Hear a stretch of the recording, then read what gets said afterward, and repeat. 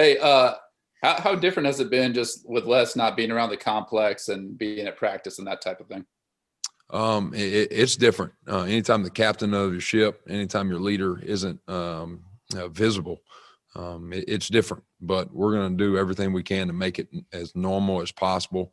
There's no issue at all. There's no controversy. Our team knows that Les Miles is the captain of this ship, and every coach, every player, everybody within the facility looks up to that guy and all that he brings to this football team. So we do everything we can to bring him and get him involved in his situation.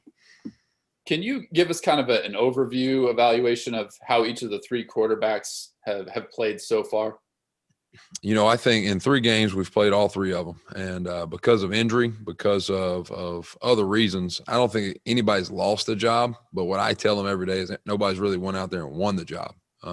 So I think that's the fairest evaluation of that situation. I think we've had some pretty good plays. We've had some things that we can build on. We've had situations in the last 2 weeks where we've got guys showing leadership. We've got guys that are building a little confidence. So I like the direction we're going with those 3. Is McVitie able to practice right now? McVitie is back. He's full go now.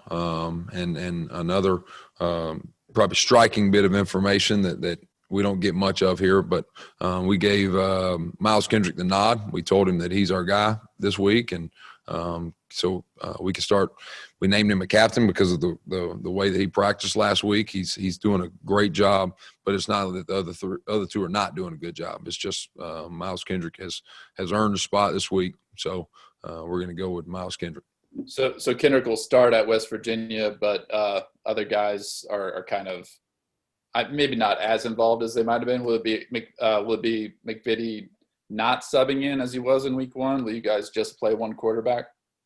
In my world, I'd like to play one QB. I'd like to go with that guy and build the confidence with him.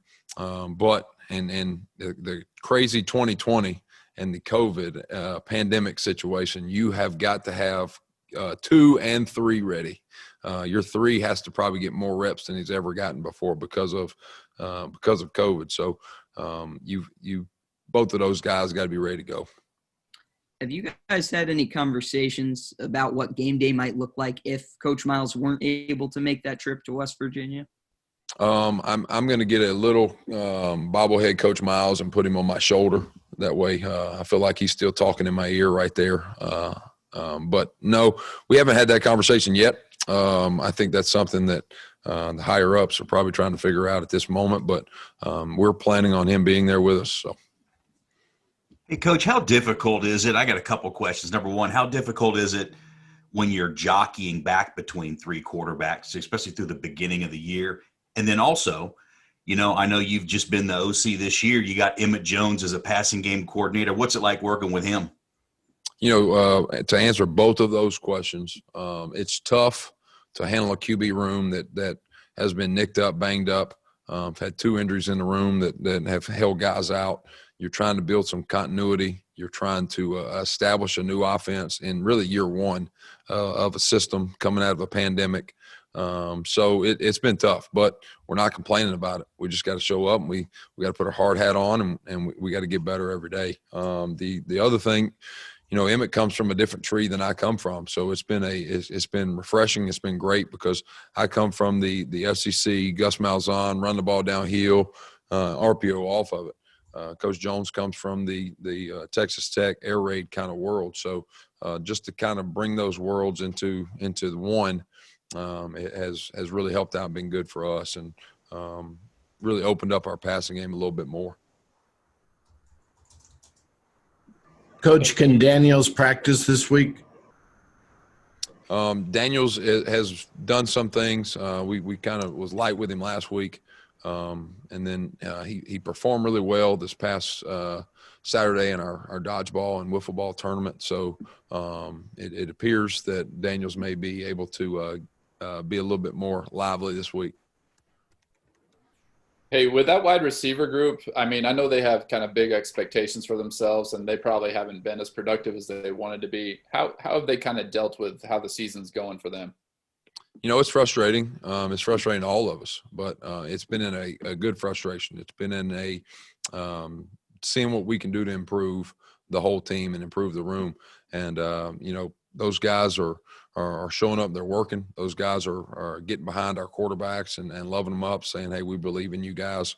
And we've got to do a better job of getting the ball in their hands. We've got to do a better job of scheming to get ball in their hands. We've got to do a better job of protecting so the QB can get the ball in their hands, and then the QB's got to give them a catchable ball as well. So it's a lot of people that got to do a better job to get our big play receivers the ball in their hands, and they've got to help us out a little bit too. And we all know that we got to contribute a little bit better as a whole. Hey, what's the biggest thing Les brings to the table on game days, Coach Miles? What's the biggest thing Coach Miles brings to the table on game days? Coach Miles brings a couple things to the table on game day. He helps out with kind of the game management side of things. He is always in my ear letting me know, hey, you can go forward in this situation on fourth or things of that sort. Coach is also a great mentor to me. I'm a young, emotional guy, probably too fiery at times. So every now and then he gets in my ear and tells me calm down, tells me those type things in a great way. So he's been a great mentor to me. Along those same lines, when you were talking receivers and getting those guys going, how about the O-line? Is there anything you've done there to try to get things in a better path or more production or more efficiency, I guess, out of those guys this week? It's a little bit of us going back to the drawing board, trying to figure out, what are we good at? What can we do to simplify? But then also those guys have come in on their own and said, we all got to be better. We all got to take the steps that needs to happen for us to get better. So it's a little bit of simplifying some things. It's a little bit of doing what we do better, and also a little bit of accountability with all of us stepping up as well. So you're not to the point of moving pieces and shaking it up and putting guys in different spots and things like that yet? I'm not I try my best as fiery and as energetic as I am and emotional as I am. I try my best not to be a panicker. I try my best not to hit that red Office Depot panic button.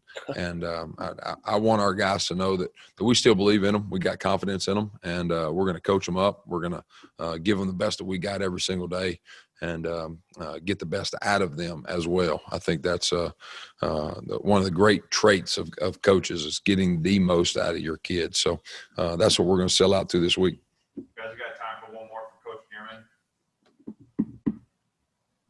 What are you seeing out of Puka right now, and how can he really get it going? For Puka, he's an electric player. We've got to figure out ways to put the ball in his hands in unconditional fashion. And right now we're not great at running the football. We're not great at throwing the football. And I'm trying to find a third part of an offense outside of running it and throwing it that we can find right now. So we've just got to do a better job as a whole. And when we do a better job as a whole, that's going to open up our big play makers between Puka, between Parchment, between Robinson, between Gardner, between Laster.